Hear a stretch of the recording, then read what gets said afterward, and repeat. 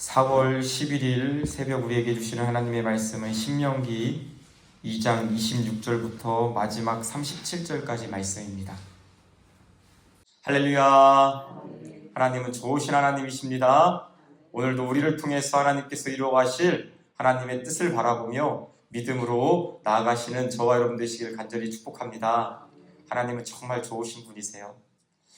여러분, 세계의 역사를 누가 주관하실까요? 하나님이 주관하세요. 그래서 여러분, 역사를 영어로 히스토리라고 하지 않습니까? 그런데 그것은 히스토리, 그의 이야기라고 또 말하기도 합니다. 하나님께서 주권자가 되셔서 하나님의 역사를 이루어 가시는 것을 여러분 꼭 기억하시고, 하나님의 일에 아름답게 쓰임받는, 좋은 목적으로 쓰임받는 저와 여러분 될 수 있기를 간절히 축복합니다. 그런데 하나님이 하나님의 일을 이루어 가실 때에 좋은 도구가 되어야 되는데, 신약성경에서 보면 저와 여러분들 구원받은 우리를 의의 병기라고 하지 않습니까? 그런데 불의의 도구로 쓰임받으면 안 되겠습니다. 하나님의 뜻을 이루는데 아름답게 쓰임받아야죠. 그렇죠? 근데 오늘 본문 말씀에 보면 하나님의 심판을 받는 자들의 모습이 나오는데, 어떠할 때 하나님의 심판을 받게 되는지 우리 같이 한번 말씀 읽어보겠습니다. 26절 말씀 함께 읽을게요. 26절 같이 읽겠습니다. 시작. 내가 그대못 광야에서 헤스본 왕 시온에게 사자를 보내어 평화의 말로 이르기를. 아멘. 헤스본 왕 시온은 이스라엘을 보면 여러분 요단강 서쪽은 가나안 땅이라고 하지 않습니까? 그렇죠? 요단강 서쪽은 가나안 땅이라고 하고, 요단강 동쪽 편에 사는 헤스본 왕 시온과 바산 왕 옥이 있습니다. 하나님께서 이스라엘 백성에게 약속하신 땅은 원래는 요단강 서편에 있는 가나안 땅을 너희에게 주시겠다고 약속해 주셨습니다. 그런데 결과적으로 보면 요단강 동편도 하나님이 주셨죠. 하나님의 백성들에게 하나님은 보너스도 주세요. 보너스. 여러분, 보너스 받아보셨죠? 네. 보너스 받으면 굉장히 기분이 좋잖아요. 그렇죠? 그 보너스는 선물입니다. 선물. 요단강 동편을 하나님께서 이스라엘 백성에게 약속하시지 않은 땅임에도 불구하고 보너스를 주셨는데, 왜 그런지 오늘 본문에서 말씀해 주고 있습니다.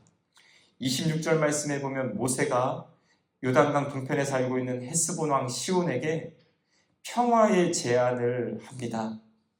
우리가 너희 땅을 지나가게 하라. 돈을 주고 필요한 것은 우리가 사 먹고 그냥 너희에게 피해도 주지 않고 그냥 지나가기만 하겠다라고 이야기를 하지요. 그런데 30절 말씀 제가 읽어드릴게요. 30절입니다. 헤스본 왕 시온이 우리가 통과하기를 허락하지 아니하였으니 이는 내 하나님 여호와께서 그를 내 손에 넘기시려고 그의 성품을 완강하게 하셨고 그의 마음을 완고하게 하셨음이 오늘날과 같으니라. 아멘. 헤스본 왕 시온이 모세를 통해서 하나님께서 하시는 말씀, 즉 우리로 지나가게 하라, 평화의 제안을 받아들이지 않았습니다.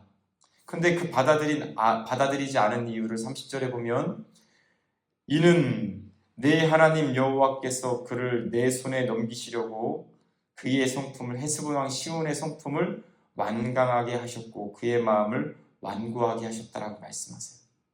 이 말씀 보면은 하나님이 마치 사람의 마음을 완강하고 완고하게 만드신 것처럼 보이는데 그런 의미가 아닙니다. 사람이 완강하고 완고할 때 그 마음을 그냥 내버려 두셨다라는 거죠. 다시 한번요. 여러분, 30절 말씀 오해하지 마십시오. 하나님이 일부러 사람의 마음을 완강하게 만들고 완고하게 한 게 아니라 사람이 그렇게 완고해질 때 그냥 내버려 두신다라는 거예요. 왜요? 헤스본 왕 시온을 심판하기 위해서. 여러분, 우리의 마음도 때로는 나도 모르게 내 마음이 완악해질 때가 있습니다. 그런데 하나님께서는 하나님의 백성을 완악해지도록 그냥 내버려 두지 않으시죠.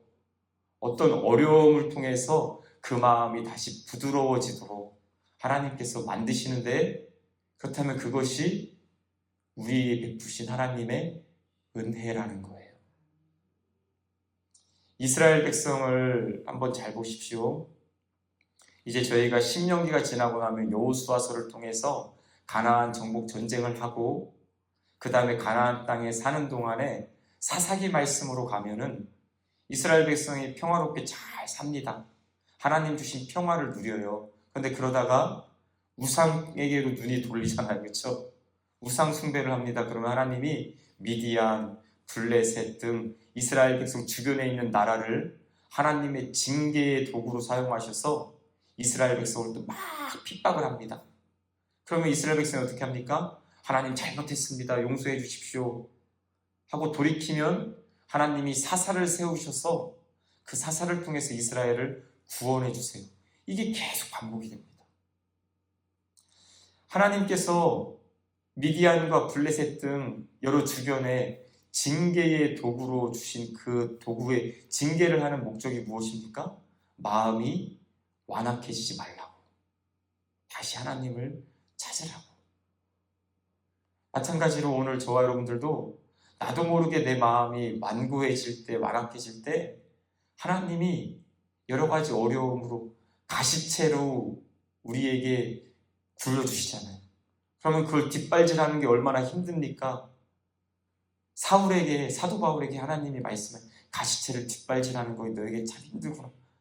가시덩어리가 있는데 그것을 내가 발로 막 차고 있어요.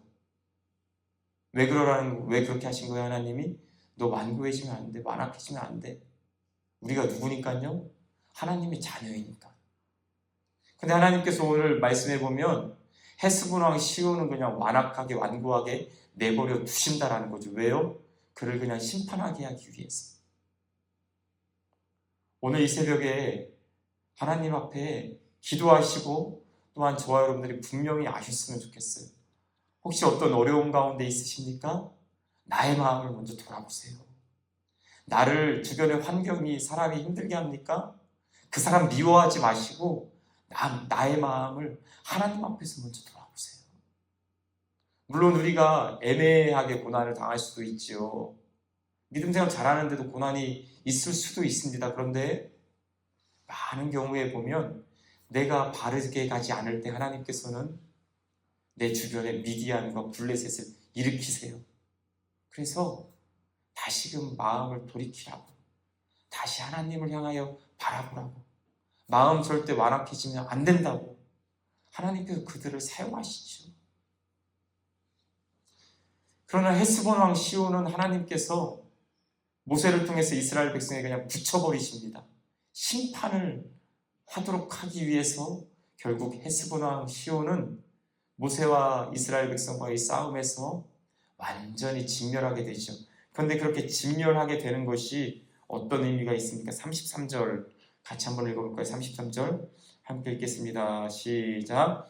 우리 하나님 여호와께서 그를 우리에게 넘기심에 우리가 그와 그의 아들들과 그의 모든 백성을 쳤고.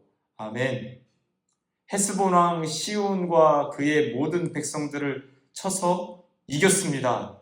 그런데 이스라엘 백성의 능력으로 이긴 것입니까? 이스라엘 백성의 무력으로 힘으로 이긴 것입니까? 아닙니다. 33절 말씀해 보면 우리 하나님 여호와께서 그들을 우리에게 붙여주셨다라고 말씀해 주고 있습니다.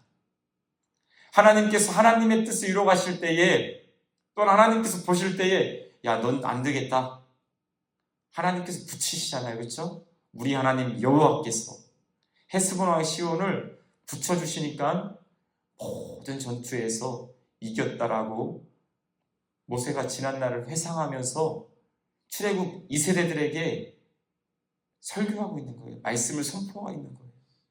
왜 그럴까요? 하나님 끝까지 의지해라. 할렐루야. 하나님 믿어라 라는 것이죠. 이 우리 하나님 여호와께서라는 말이 사실은 30절에도 나옵니다.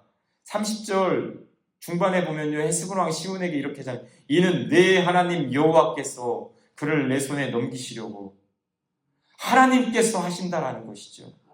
이 말씀이 33절 우리가 읽은 데서도 나오고요, 36절에도 보십시오. 우리 같이 한번 36절 읽겠습니다. 시작. 우리 하나님 여호와께서 그 모든 땅을 우리에게 넘겨주심으로, 할렐루야, 하나님께서 넘겨주심으로. 왜요? 하나님은 역사의 주관자이시기 때문에. 우리 하나님 여호와께서, 하나님이 행하신다라는 것이죠. 그래서 저와 여러분들도 오늘 이 새벽에 기도하실 때에 하나님, 우리 가정을 향하신 하나님의 뜻이 있지 않습니까? 우리 교회를 향하신 하나님의 역사가 있는 줄 믿습니다. 우리 하나님 여호와께서 일하실 때에 하나님의 좋은 도구로 쓰임받는 은혜가 있게 하여 주시옵소서. 완고하여지지 말고, 완악하여지지 말고. 여러분, 고무줄 아시잖아요, 그렇죠? 고무줄. 우리 어렸을 때 보면은, 저 어렸을 때만 해도 기저귀, 광목 기저귀를 노란 고무줄을 이렇게 둘러놓고 광목 기저귀를 채웠잖아요, 그렇죠? 그 노란 고무줄 얼마나 탄력이 좋은지 몰라요, 그렇죠? 자꾸 늘어지면 이게 계속 늘어나기만 합니까? 한계가 있잖아요.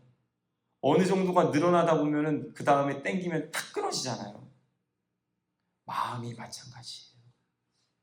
우리가 어느 정도까지는 하나님이 돌이켜. 왜요? 우리는 하나님의 자녀이니까 징계를 하신다고요. 그런데 그것을 넘어가면 헤스본 왕 시온이 그런 것 아니겠습니까? 탁 끊어지는 것입니다. 심판이 임하는 거죠. 징계와 심판은 목적이 다릅니다.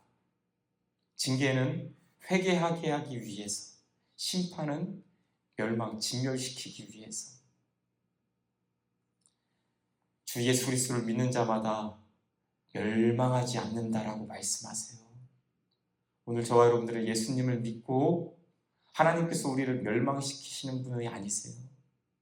우리에게 하지만 징계를 통해서 하나님의 뜻으로 돌이키라고 말씀하시는 하나님의 마음을 잘 아셔서, 혹시 우리의 삶의 자리 가운데 하나님 보시기에 아름답지 못한 부분들이 있다면 주님, 저의 마음을 완악하게 하지 마시고 부드럽게 하셔서 주님께로 돌이키게 하옵소서.